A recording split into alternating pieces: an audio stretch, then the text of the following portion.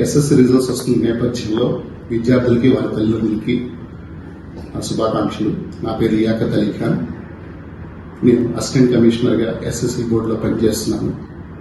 ఈ ఫలితాల్లో కొంతమంది విద్యార్థులకి ఆశించిన విధంగా మార్కులు రావచ్చు, కొంతమందికి ఆశించిన విధంగా మార్కులు రాకపోవచ్చు.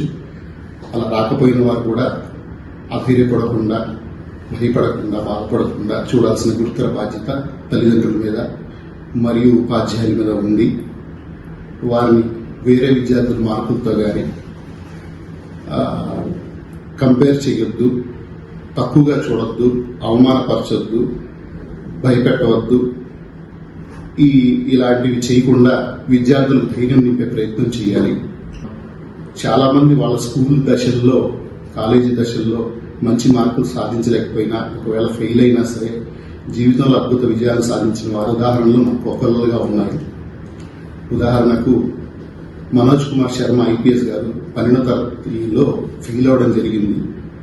ఆయన జీవితాన్ని ఇతివృత్తంగా తీసుకొని సినిమా తీయడం జరిగింది. ఈ మధ్య ఆయన తర్వాత ఐపీఎస్ సెలెక్ట్ అవ్వడం జరిగింది. బుర్రా వెంకటేశం ఐఏఎస్ గారు ప్రస్తుత Telangana public service commission chairman గారు అంబేద్కర్ ఓపెన్ యూనివర్సిటీలో BA చదవడం జరిగింది, కానీ ఐఏఎస్ సెలెక్ట్ కావడం జరిగింది.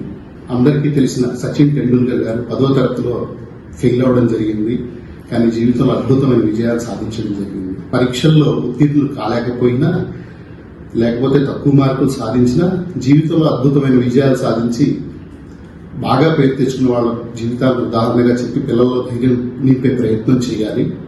ఒకవేళ నిజంగా మేము బాగా రాసాం, మార్కులు తక్కువ వచ్చాయి అనుకున్నా సరే మనకి రీకౌంటింగ్, రీవెరిఫికేషన్ ఫెసిలిటీస్ ఉన్నాయి.